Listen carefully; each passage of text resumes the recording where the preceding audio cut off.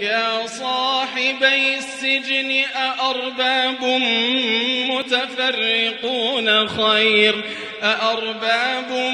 متفرقون خير أم الله الواحد القهار ما تعبدون من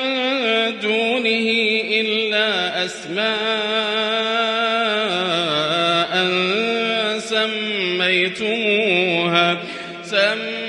سميتموها أنتم وآباؤكم ما أنزل الله بها من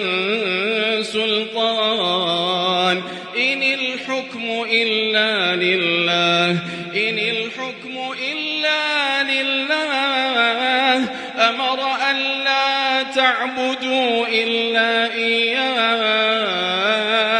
ذلك الدين القيم ولكن أكثر الناس لا يعلمون